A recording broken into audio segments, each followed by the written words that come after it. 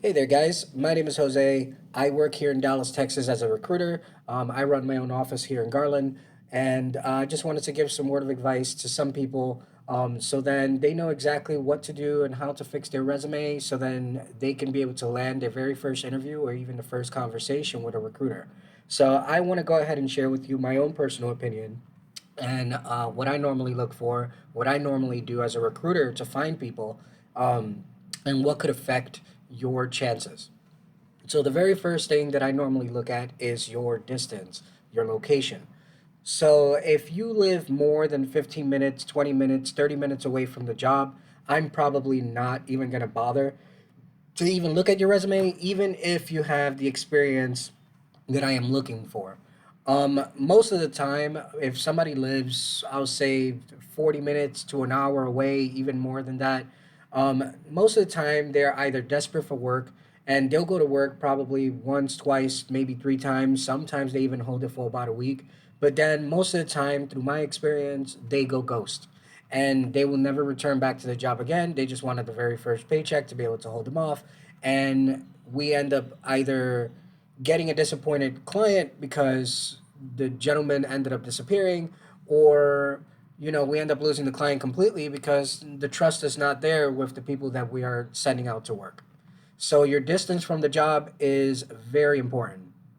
Number two, your work history.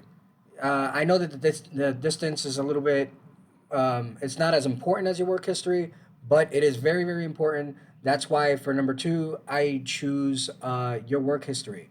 So for your work history, that tells us the story on who you are. So if you worked for 3 months at a warehouse packing boxes, and the only thing that you have on your resume is that time frame of 3 months, and also for the description and the position, you put I packed boxes, and that's it. That is not enough details. Your resume is a story to us as recruiters to be able to understand who you are because we don't know you from a hole to the wall. So we need to be able to see, hey, this gentleman packed boxes, but he also swept the floor and he volunteered to do this. Like, we want to know a little bit extra details. If you could put 3 or 4 bullet points, that's perfectly fine. But if you only just have that one description, I packed boxes, that's not enough. Is going to show that you're lazy, is going to show that you're unmotivated. Like, it's just not going to look good as whatsoever. Don't just also add just one or two things. Try to add at least 2 or 3 jobs. And if you don't have enough job or work experience, add your volunteering if you ever done any. Add your school and what you studied. Just fill up the paper with information so that we could be able to look at it and say, hey, this gentleman may not have enough experience, but he put in the effort to put in his school, to put in his graduation, to put in the language he speaks, to put in the skills that he's able to do, even if that skill wasn't built at work. Any type of details to show us that you're dedicated for the job is going to definitely look good. The longevity is the most important on your work history. We want to see that you could stay at work for as long as possible. Most people don't know this because most people are not recruiters or work in staffing agencies or manage staffing agencies. So they don't know. The longer you stay at our client's job and you're under us as temps, the more money we make because we could keep billing them. So if you stay at the job for 2 weeks, we're only going to charge them for those 2 weeks. So more, the money is not coming into our office. So that affects us. That's the reason why if you only have 3 or 4 months of experience or you job hop every couple of months, we're not going to put you out to work. So just readjust your resume so then your longevity at the jobs that you're working, even if it's 1 or 2 jobs that you worked at, show a year or more. It shows the dedication that you wanted to stay at that job. Probably circumstances changed the outcome and you had to find something else, but just show longevity when it comes to your work history, even if you have a very short work history. Number three, your name. This is a very complicated topic because it can be considered somewhat of a discrimination, but it's something that most recruiters do subconsciously. They won't admit it and they won't say it, but this is something that definitely affects you a lot, and that is your name. If your name is extremely complicated, it's a foreign name. We can't even pronounce it. We can barely even spell it.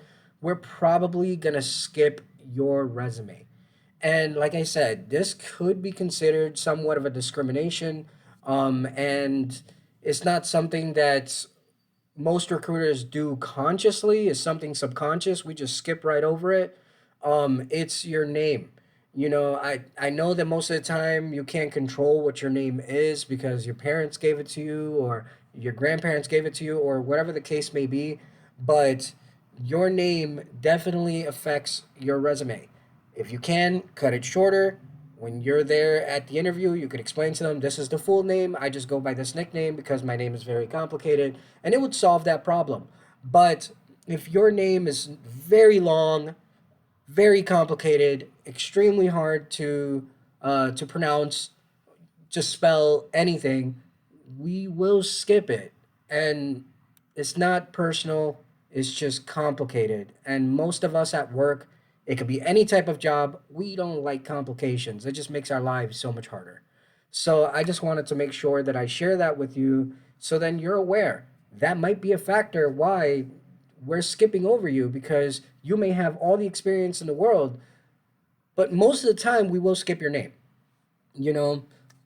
So this is the word of advice that I wanted to give to you guys. As a recruiter, I believe that everybody deserves a chance, everybody deserves work, but that is something that definitely affects your employment.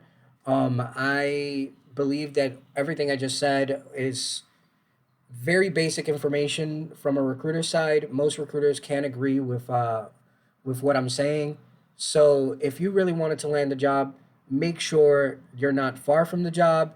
Make sure your work history shows longevity, and make sure that you know as a bonus, your name isn't too complicated for us to be able to pronounce. When you land the interview, show enthusiasm. Just be excited, even if it's a lie. I know most of us, we care about our bills. You probably lost your job and you don't have enough time to be able to build up enough money for your rent. Like, I know all of those stresses definitely come into play, and you just want a job quickly. Like, I completely understand that because I've been through that before myself. Um, but if you come into my office, you look messy. You look like you didn't put any type of effort. I don't care if you come in a t-shirt. I don't care if you come in with jeans. I don't care about none of that stuff.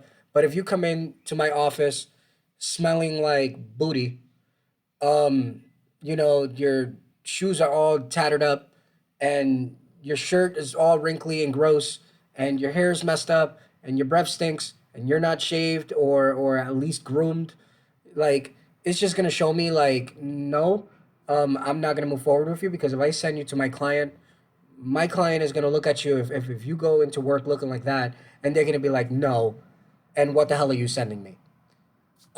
So like I mentioned, as a recruiter, these are the word of advice that I want to share with you guys. If you guys have any questions, you could feel free to just type it down below in the comment section, or if this is on Facebook, in the post. And if I have time, I'll gladly answer. I'm going to create other topics that affect recruiting, um, but I obviously need ideas for me to be able to continue to create videos. So please like this video, subscribe if you are on YouTube, if you're on my Facebook, what's up, and yeah, enjoy the rest of your day.